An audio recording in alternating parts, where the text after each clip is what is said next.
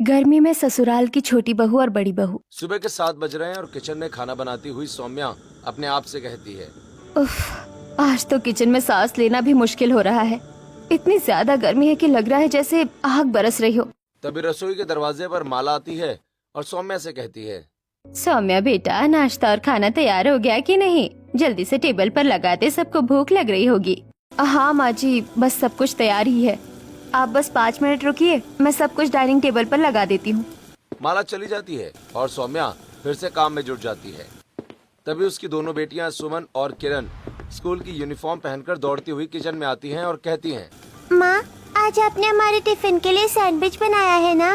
कल आपने वादा किया था कि आज सैंडविच ही देंगी। ओह माँ, मुझे और दीदी को स्कूल में सैंडविच ही ले जाना है। जल्दी से पैक कर दीजिए वरना बस छूट जाएगी। हाँ मेरे बच्चों, मैंने तुम दोनों के लिए सैंडविच बना दिया है और बैग में भी रख दिए हैं। अब तुम लोग बाहर बैठो, मैं नाश्ता ला रही हूँ। सुमन और किरण खुशी खुशी बाहर चली जाती हैं। थोड़ी देर के बाद सौम्या सभी के लिए नाश्ता लगा देती है। देवर जी, आपके लिए एकदम गरम गरम आलू के पराठे। थैंक यू सो मच भाभी, आप मेरी पसंद का कितना ख्याल रखती हो। और बेटा, मेरे लिए तुमने ओट्स बना दिए है ना? डॉक्टर ने मुझे हल्का नाश्ता करने को कहा है।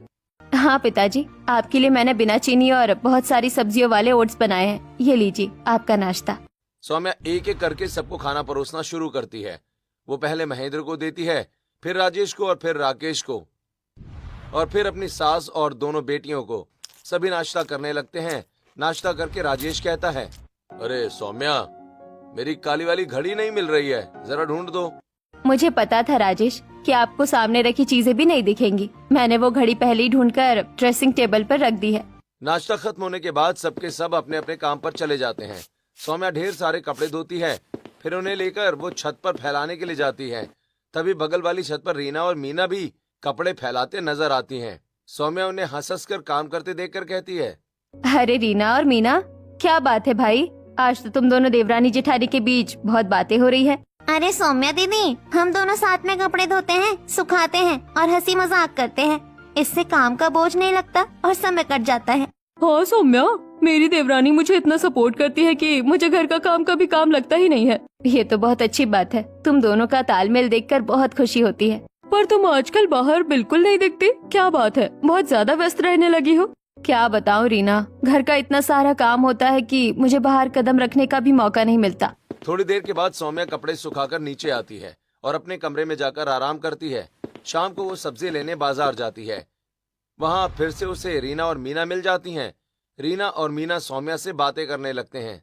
अरे सौम्या, आप भी सब्जी लेने आई है? हम दोनों मशरूम ढूंढ रहे थे पर आज कहीं मिल ही नहीं रहा। दरअसल मेरी जेठानी जी को आज मशरूम खाने का मन था, इसलिए हम दोनों बाजार के चक्कर काट रहे हैं। मेरी देवरानी मेरा बहुत ख्याल रखती है और मैं भी कभी इसे अकेले काम नहीं करने देती। आप भी तो सारे दिन अकेले काम में लगी रहती हो। मेरी मानो तो आप भी जल्दी से एक देवरानी ले आइए, आपको भी आराम मिलेगा।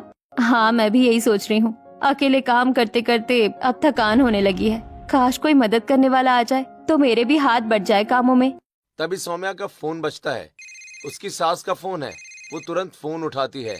तब माला कहती है, सौम्या कहाँ है? तू जल्दी घर आ, बहुत जरूरी काम है। पंडित जी घर आए हुए हैं। जी माँ जी। सौम्या जल्दी से घर पहुँचती है। हॉल में पंडित जी सोफे पर बैठे हैं और उनके सामने कई सारी फोटोज फैली हुई हैं।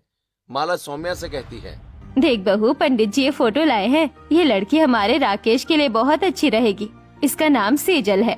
लड़की तो बहुत सुंदर है माँ जी। लड़की पढ़ी लिखी और संस्कारी लग रही है। पंडित जी, परिवार कैसा है इनका? भाई, परिवार बहुत अच्छा है बेटी। लड़की इकलौती है और बहुत लाड प्यार में पली है। कल का दिन शुभ है, आप लोग जाकर देख आइए।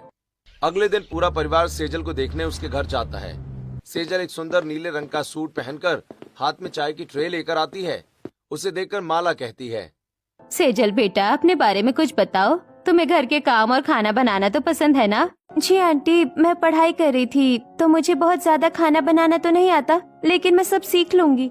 बहुत अच्छी बात है बेटा, हमें तुम्हारी सादगी बहुत पसंद आई। राकेश, तुम्हें कुछ पूछना है? अरे नहीं पिताजी, मुझे रिश्ता मंजूर है। सेजल बहुत प्यारी है।